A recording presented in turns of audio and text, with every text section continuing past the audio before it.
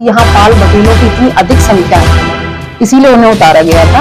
और यहाँ एश्योरिटी है कि ये हैं तो जीत निश्चित ही होगी। बीजेपी ऐसी ही पार्टी है जो अपने एक छोटे से छोटे कार्यकर्ता को कब कहां से उठा ले, इसका कोई अंदाजा नहीं लगा सकता। मेरा काम देखा जाएगा तो मेरी पार्टी भी मुझे विशेष सम्मान देगी और क्या पता कि मुझे टिकट भी मिल जाए। पार्टी ऐसी ही पार्टी है जो कहां से कब किस कार्यकर्ता को उठा ले और उसे कितना ऊंचा बना दे, ये किसी को पता भी नहीं चल पाएगा। तो ये इस पार्टी की एक खूबी रही है। ना से प्रेमपाल धनगर जी, अगर वहाँ पाल बघेल धनगरों की संख्या नहीं है तो वो प्रेमपाल धनगर को क्यों उठाती? वहाँ ज्यादा है संख्या, 1 लाख से ज्यादा है, तभी तो उन्होंने प्रेमपाल धनगर जी को उठाया और वहां से वो जीती बीजेपी। लेकिन उनके हमेशा जो उतारे हुए प्रत्याशी होते हैं वो सदैव जीत हासिल करते हैं, क्योंकि एक बहुत बड़ी संख्या हम लोगों की विराजमान है यहाँ पर। और वो तो हमेशा ही बीजेपी के सहयोग में रही है और हमेशा ही उन्होंने बीजेपी के पक्ष में ही वोट किया है। लोकसभा में कम से कम उत्तर प्रदेश में कुछ सीटें तो महिलाओं के लिए आप आरक्षित करें ही, और ऐसी महिलाओं के लिए करें जो आपकी योजनाओं को जन जन तक पहुंचाती है। जब मजबूत होता है ना राजनीति, तभी अच्छी होती है। नमस्कार साथियों, स्वागत है आपका इस वीडियो में। आज मैं फिरोजाबाद लोकसभा में हूं, जहां से जो नीता धनगर है कहीं ना कहीं जो भाजपा की प्रत्याशी के तौर पर दावेदारी पेश कर रही हैं। जैसे ही 2024 का लोकसभा चुनाव नजदीक आता जा रहा है, वैसे ही जो राजनेता हैं वो कहीं ना कहीं दावेदारी पेश करते हुए नजर आ रहे हैं। मेरे साथ नीता धनगर जी हैं, जो लगातार ही पहले 2022 का विधानसभा चुनाव में भी जो किसी विधानसभा थी, उस विधानसभा में भी इन्होंने दावेदारी पेश की थी। लेकिन 2024 का जो लोकसभा चुनाव जैसे ही नजदीक आ रहा है, उसके लिए जो फिरोजाबाद की लोकसभा है उस पर दावेदारी पेश कर रही हैं। आपको बता दें कि समाजवादी पार्टी ने जो अपने प्रत्याशी हैं वो घोषित कर दिए हैं, 31 उम्मीदवारों का ऐलान कर दिया है। तो वहीं भाजपा ने अपनी 2 लिस्ट जारी कर दी है। पहली लिस्ट में 51 उम्मीदवारों का ऐलान उत्तर प्रदेश की लोकसभा सीटों को लेकर किया है। तो वहीं दूसरी जो लिस्ट भाजपा ने जारी की है उसमें उत्तर प्रदेश की एक भी लोकसभा सीट का नाम नहीं है। लेकिन ऐसा माना जा रहा है कि भाजपा की तीसरी लिस्ट भी बहुत जल्द आ सकती है, जहां से फिरोजाबाद के प्रत्याशी की घोषणा हो सकती है। लेकिन हम बात करते हैं कि आखिरकार जो नीता धनगर जी हैं वो प्रत्याशी के तौर पर दावेदारी पेश कर रही हैं। इनसे बात करते हैं और जानते हैं। तो सबसे पहले तो नीता धनगर जी, बहुत बहुत स्वागत है आपका हमारे चैनल में। बहुत बहुत स्वागत आपका भी है। बहुत बहुत धन्यवाद यहाँ आने के लिए। कान्हा, आपसे हमारी बहुत पुरानी रिलेशन है और आप हमेशा ही मेरे इंटरव्यू लेते हैं और मुझे आगे बढ़ाते हैं, उसके लिए आपका बहुत बहुत धन्यवाद।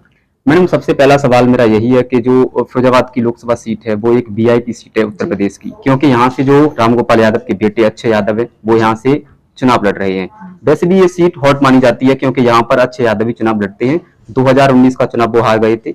लेकिन इस बार क्या लग रहा है कि भाजपा इस बार आपको अक्षय यादव के सामने उतारेगी? मैं ये कहना चाहती हूँ कि जो हमारी बीजेपी पार्टी है, विश्व की सबसे बड़ी पार्टी है और शीर्ष नेतृत्व बहुत सोच समझकर, बहुत समीकरण ध्यान रखकर तब अपना प्रत्याशी उतारती है, घोषित करती है। क्योंकि मैंने भी अपना आवेदन किया है फिरोजाबाद 20 से, और मैं एक ठोस आधार के तौर पर अपने आप को ले रही हूँ। एक ठोस आधार है जिसके तहत मैंने अपना आवेदन किया है। मेरी जो गढ़ माना जाता है पाल बघेल धनगरों का, वो राजधानी कही जाती है टूंडला, वहां हम लेकर चलते हैं तो 1 लाख से ज्यादा हमारे लोग हैं। और ऐसे ही देखा जाए तो फिरोजाबाद, शिकोहाबाद, जसराना, सिरसागंज, जहां भी हम ले लें आपको 30-40 हजार से ज्यादा लोग मिल ही जाएंगे हमारे यहाँ के। और बीजेपी पार्टी ने जैसे आदरणीय एसपी सिंह बघेल जी को पहले भी 2 बार यहाँ फिरोजाबाद से उतार चुकी है, तो उन्हें इसी समीकरण के तौर पर उतारा था कि यहाँ पाल बघेलों की इतनी अधिक संख्या है, इसीलिए उन्हें उतारा गया था। और यहाँ एश्योरिटी है कि ये हैं तो जीत निश्चित ही होगी। चूंकि मैं किसी जाति विशेष की बात नहीं करती हूँ, क्योंकि बीजेपी पार्टी किसी जाति को नहीं, ये आधार नहीं मानती है। हम लोग जब उतरते हैं तो पूरा देश ही हमारे लिए एक घर है हमारा। किसी हम धर्म विशेष या जाति विशेष को लेकर नहीं चलते हैं। बीजेपी पार्टी एक ऐसी पार्टी है जो अपने हर कार्यकर्ता का विशेष ख्याल रखती है, कहीं ना कहीं उन्हें ऊपर लाने में अहम भूमिका निभाती है। चाहे वो एमपी के जो अभी आपने देखा होगा चुनाव हुए थे तो उनमें मुख्यमंत्री बना दिए गए थे मोहन यादव जी। मतलब आपका मानना यह है कि जो भाजपा पार्टी है वो कहीं ना कहीं छोटे से भी कार्यकर्ता को उठा सकती है? जी जी बिल्कुल।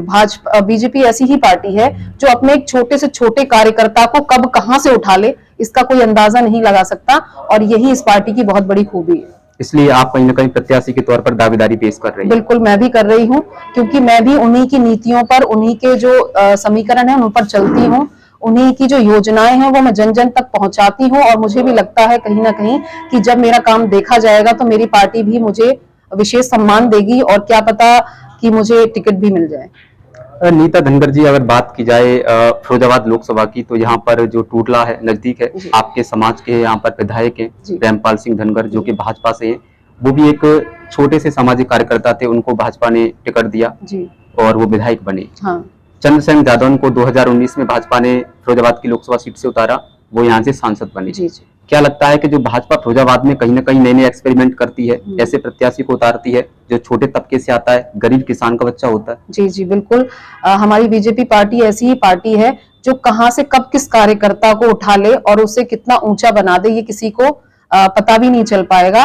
तो ये इस पार्टी की एक खूबी रही है कि जो कार्यकर्ता मेहनती है, काम करता है, वो पार्टी देखती है उसे, थोड़ा समीकरणों का भी ध्यान रखती है कि कहाँ किसका समीकरण ज्यादा है, उसे वहां से लिया जाए, और कौन सा कार्यकर्ता किस क्षेत्र में आगे है। जैसे आपने अभी कहा कि टूलना से प्रेमपाल धनगर जी, अगर वहां पाल बघेल धनगरों की संख्या नहीं है तो वो प्रेमपाल धनगर को क्यों उठाती? वहां ज्यादा है संख्या, 1 लाख से ज्यादा है, तभी तो उन्होंने प्रेमपाल धनगर जी को उठाया और वहां से वो जीती बीजेपी। ऐसे ही एसपी सिंह जी फिरोजाबाद से जीते। जब हमारा ये पाल बघेल धनगर जो बार बार उठता है, ये समीकरण, यहाँ के लोग ज्यादा हैं, यहाँ लोकमत इनका ज्यादा है, इसीलिए इन्हें उठाया जाता है और बीजेपी को यहाँ से हमेशा जीत हासिल होती है। क्या मानती है, कहीं ना कहीं समाजवादी पार्टी से अच्छे यादव हैं जो 2019 का चुनाव बेशक हारे थे, कहीं ना कहीं जो समाजवादी परिवार था वो बिखरा था, शिवपाल यादव अलग हुए थे, लेकिन इस बार शिवपाल यादव समाजवादी पार्टी के साथ हैं। इस बार भाजपा लोकसभा फिरोजाबाद पर अपना परचम लहरा पाएगी? बिल्कुल लहरा पाएगी, क्यों नहीं लहरा पाएगी। हमेशा बीजेपी एक ऐसी पार्टी रही है जो बेशक अपना प्रत्याशी बाद में उतारे, पहले सबको देख ले बाद में उतारे, लेकिन उनके हमेशा जो उतारे हुए प्रत्याशी होते हैं वो सदैव जीत हासिल करते हैं, क्योंकि एक बहुत बड़ी संख्या हम लोगों की विराजमान है यहाँ पर, और वो तो हमेशा ही बीजेपी के सहयोग में रही है और हमेशा ही उन्होंने बीजेपी के पक्ष में ही वोट किया है। और जहां तक मेरी बात है, अगर भाजपा शीर्ष नेतृत्व को ऐसा लगता है कि नीता धनगर को अगर यहाँ से सीट दी जाए और ये यहाँ से निकाल पाएंगी, तो हाँ, मैं बिल्कुल निकाल पाऊंगी यहाँ से ये सीट, क्योंकि मेरी जाति के ही नहीं और जो अन्य जातियों के भी जो लोग हैं वो भी सब मेरी तरफ हैं। मैं जब उनसे मिलती हूँ तो मुझे उनका समर्थन प्राप्त होता है। मैं उनके बीच में जब बैठती हूँ तो उनकी बातें जब सुनती हूँ, वो ये हमेशा कहते हैं कि हाँ, हमें बीजेपी एक ऐसी पार्टी लगती है जिससे हमें आर्थिक लाभ भी हुआ है, सामाजिक लाभ भी हुआ है, हमारा जो लिविंग ऑफ स्टैंडर्ड है वो भी ठीक हुआ है। क्या मानती हैं, अगर आपको टिकट भाजपा दे दे तो जो आपका समाज है वो आपको सपोर्ट करेगा फिरोजाबाद की लोकसभा पर? अब बिल्कुल सपोर्ट करेगा, क्यों नहीं करेगा। हम तो काफी सालों से इसी इंतजार में बैठे हैं कि कब शीर्ष नेतृत्व हमें एक मौका दे, हमें एक मौके की तलाश है, और अगर हमें वो मौका मिलता है तो मेरे सब लोग मेरे साथ हैं और मैं मेहनत करने में कोई कसर नहीं छोड़ूंगी। फिरोजाबाद की लोकसभा पर जो हरिओम यादव है वो भी भाजपा के साथ है जी, भाजपा में ही है। ऐसा माना जा रहा है कि वो भाजपा को सपोर्ट कर रहे हैं और जो अच्छे यादव को हराने का कार्य कर रहे हैं। क्या आपके समर्थन में आपसे कभी मुलाकात हुई उनकी? नहीं, मेरी तो मुलाकात नहीं हुई है, कैजुअली मुलाकात सामान्य समारोह में हुई है। लेकिन आपने आवेदन कर दिया है लोकसभा प्रत्याशी के तौर पे? जी जी, मैंने आवेदन कर दिया है, शीर्ष नेतृत्व तक मेरी बात पहुंच भी चुकी है। अब आगे उनका जो भी फैसला रहेगा वो मुझे मान्य होगा, वो दे या ना दे, मुझे अपना काम करना है और मैं करती रहूंगी। क्या मानती हैं, जो फिरोजाबाद की लोकसभा है एक ऐसी लोकसभा मानी जा रही है जिस पर सबकी निगाहें हैं पूरे उत्तर प्रदेश की, अगर आप महिला प्रत्याशी के तौर पर अगर उतरती हैं यहाँ से तो महिलाओं के लिए क्या लक्ष्य रहेगा? हमेशा मैनपुरी और फिरोजाबाद हॉट सीट ही रही है और बीजेपी हमेशा सब देखकर ही बाद में अपने कैंडिडेट उतारती है, और हमेशा ऐसे ही कैंडिडेट उतारती है जो यहाँ से ये उनके लिए सीट पक्की कर ले, उनकी जीत सुनिश्चित कर ले, और जो आसपास के हैं जीत सुनिश्चित कर ले, मतलब उनकी रहती है ये चीज। तो मैं ये मानती हूँ, अगर मुझे टिकट मिलती है, शीर्ष नेतृत्व मुझ पर विश्वास करता है, तो मैं उनकी आशाएं जो इच्छाएं उन पर खरी उतरूंगी, और जैसे आदरणीय मोदी जी, आदरणीय योगी जी जो योजनाएं लेकर आ रहे हैं, जैसा कार्य करते हैं, मैं उनके ही पद चिन्हों पर चलूंगी।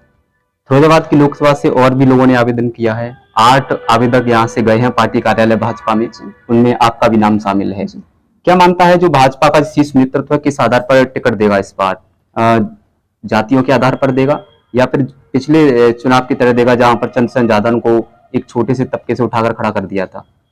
बहुत मतलब अच्छा क्वेश्चन है आपका ये। और मैं ये मानती हूँ कि बीजेपी मैंने जैसा कि बताया हमेशा ही न्यू एक्सपेरिमेंट करती है, लेकिन और चीजों को भी ध्यान में रखती है कि एक्सपेरिमेंट हमारा खराब ना हो जाए। तो जो और लोग हैं आवेदन किया है, हजारों आवेदन होंगे, हमें नहीं है पता, लेकिन जो मुख्य नाम गए होंगे अगर उनमें मेरा भी नाम है तो मैं उनसे दरख्वास्त करूंगी, उनसे विनती करूंगी कि आपने जैसे 33% आरक्षण के लिए बात की थी, उस चीज को बेशक वो पास ना हुआ हो, अभी क्रियान्वयन ना हुआ हो, लेकिन उस पर भी विचार किया जाए।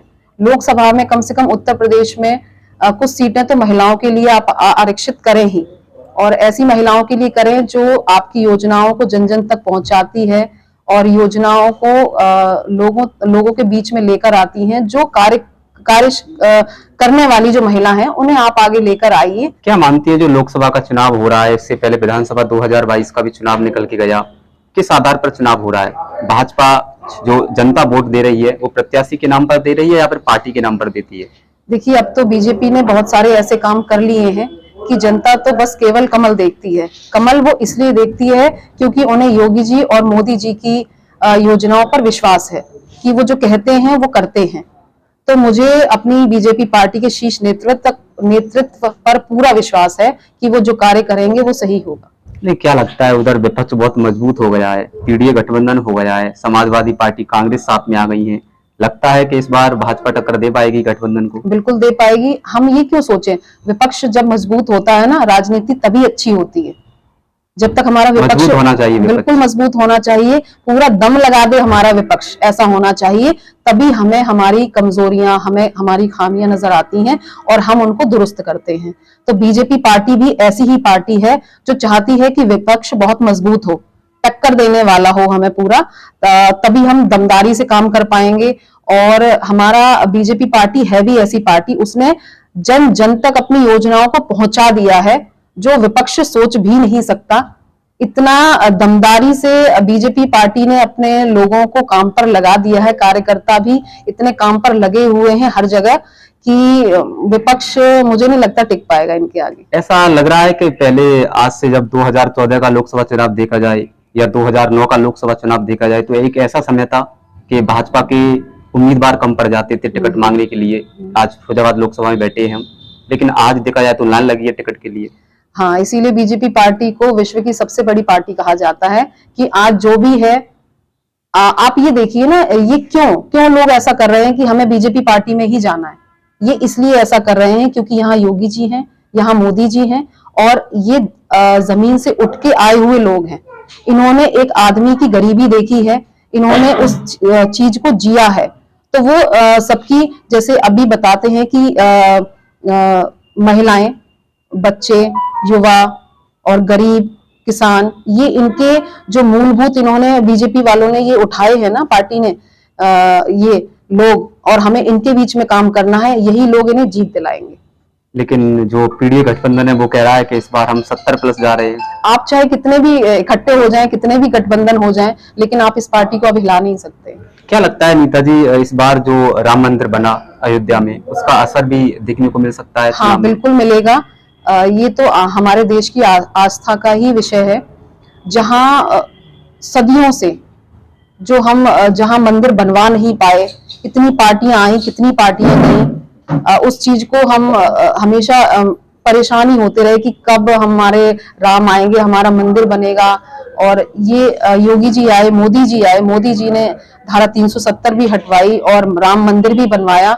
तो अपने आप में ये भी बहुत बड़ा विषय रहेगा और लोग बीजेपी की तरफ उन्मुख होंगे वोट देने के लिए, क्योंकि भारत की जो संस्कृति है उनको भी इस पार्टी ने बचाकर रखा है। यह पार्टी हर विषय को लेकर चल रही है। कहीं ना कहीं सनातन पर भी वोट पड़ता हुआ नजर जी आएगा। जी बिल्कुल पड़ेगा, वोट बिल्कुल पड़ेगा।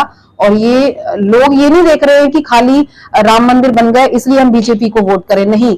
हमारे देश में एक ऐसे प्रधानमंत्री का उदय हुआ है, ऐसे मोदी जी आए हैं जिन्होंने जो पीड़ित लोग हैं या जो अपेक्षित चीजें छोड़ दी गई हैं और पार्टियों द्वारा या विपक्षी पार्टियों द्वारा छोड़ दी गई हैं वो चीजें, ये उन्हें लेकर आ रहे हैं, ऊपर उठा रहे हैं। चाहे वो मंदिर हो, चाहे वो 370 हमारे जम्मू कश्मीर का विषय रहा हो, या CAA भी हाँ जो CAA भी आया है कानून जो अभी पारित हो गया है वो भी रहा हो, कि क्योंकि ये जरूरी चीजें हैं।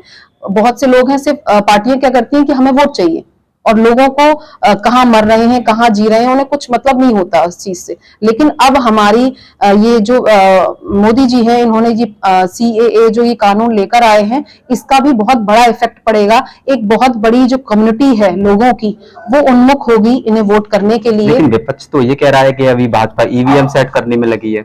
नहीं, वो तो विपक्ष है, वो तो कुछ भी कहेंगे। ये कहता है कि अगर EVM से नहीं चुनाव कराया जाए तो जो विपक्ष है वो जीत जाएगा।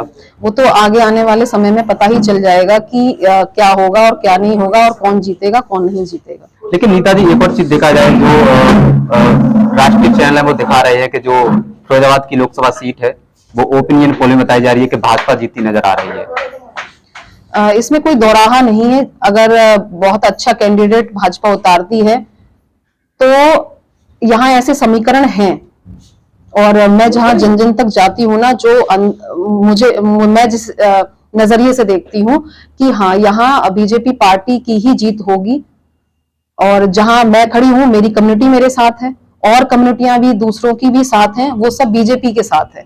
आप जब क्षेत्र में जाती हैं तो देखती हैं जो महिलाओं के अंदर और जो लड़कियों के अंदर बदलाव आया है, पहले के जब 2009 के चुनाव में देखा जाए या 2014 के बाद देखा जाए, 2019 का चुनाव भी गया, तो जो बदलाव आया है वो कितना बदलाव आया है? बहुत बदलाव आया है महिलाओं में, बेटियों में। डर तो मुझे नहीं लगता कि अब कहीं रहा हो। निश्चिंत होकर मेरी बहू बेटियां, बहन बेटियां जाती हैं घर से, कोचिंग जाती हैं, स्कूल जाती हैं, साइकिलों से जाती हैं, गांव से कभी भी निकलकर मार्केट जा सकती हैं। तो हाँ, इस सरकार से ये तो बहुत भारी बदलाव आया है। ये मुझे इसलिए और पता है क्योंकि अभी मिशन जागृति चला था, जिसमें मुझे BDM कॉलेज में ले जाया गया था और वहां मैंने ये प्रोग्राम करवाया था। तो वहां बहुत सी स्कूलों की लड़कियां, कॉलेज की लड़कियां इकट्ठी हुई थी और उन्होंने ही बताया है, हमने उनसे क्वेश्चन किए थे और उन्होंने ही बताया है कि मैम हमें ये सरकार इसीलिए और पसंद आई, बेशक कोई भी बात रही हो, लेकिन ये सरकार हमें इसलिए पसंद आई कि आज हम खुलकर कहीं भी जा सकते हैं, खुलकर हम कुछ भी कह सकते हैं और आजादी से हम कहीं भी घूम सकते हैं। नीता जी अब बात करते हैं, जैसे आप फिरोजाबाद की लोकसभा से टिकट मांग रही हैं, आप जिलाध्यक्ष से मुलाकात की आपने? जी जी। क्या कहा है जिलाध्यक्ष जी ने? जिला अध्यक्ष जी ने हमें आश्वासन दिया है कि हम शीर्ष नेतृत्व तक आपका आवेदन पहुंचाएंगे और जितना भी जो भी हमसे कार्य बन पड़ेगा हम आपके लिए करेंगे और हम आपके साथ हैं। कहीं ना कहीं जो फिरोजाबाद की लोकसभा सीट है वहां पर आपने जिलाध्यक्ष को भी आवेदन दिया है? जी जी।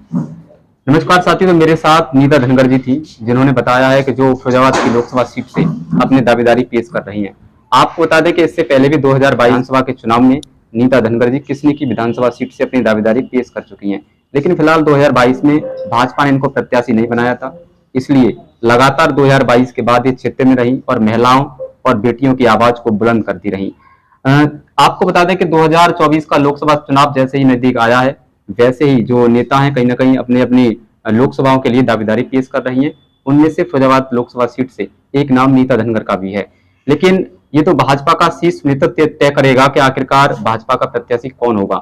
लेकिन भाजपा एक ऐसी पार्टी है, कब किसको, गरीब किसान के बेटे को या बेटी को टिकट दे दे पता नहीं चलता है, क्योंकि ये फिरोजाबाद की लोकसभा सीट एक ऐसी सीट है जहां पर 2019 के लोकसभा चुनाव में भाजपा ने एक ऐसे दावेदार पर मोहर लगाई जिससे सबको चौंका दिया था। डॉक्टर चंद्रसेन यादव को अपना प्रत्याशी बनाया। सब लोग देखते रह गए कि आखिरकार एक छोटे से तबके से उठकर चंद्रसेन यादव को टिकट कैसे दे दिया गया। इसलिए भाजपा के जो दावेदार हैं फिरोजाबाद की लोकसभा सीट पर वो कहीं ज्यादा हैं, क्योंकि उन्हें पता है कि भाजपा यहां से किसी को भी अपना उम्मीदवार बना सकती है। लेकिन ये तो भाजपा की तीसरी लिस्ट में पता चलेगा कि फिरोजाबाद की लोकसभा सीट से कौन प्रत्याशी होता है। लेकिन आपको बता दें कि इस बार जो पीडीए गठबंधन के तहत अक्षय यादव चुनाव मैदान में है, अक्षय यादव को कौन टक्कर देता हुआ नजर आएगा, ये भाजपा की तीसरी लिस्ट में ये पता चल जाएगा कि भाजपा फिरोजाबाद की लोकसभा सीट से किसको लड़ा रही है। लेकिन साथियों, फिरोजाबाद की लोकसभा सीट से आपकी कौन पसंद है, आप अपनी पसंद हमें कमेंट सेक्शन में अवश्य बताएं। मिलते हैं फिर एक और नई वीडियो के साथ, जब तक के लिए धन्यवाद।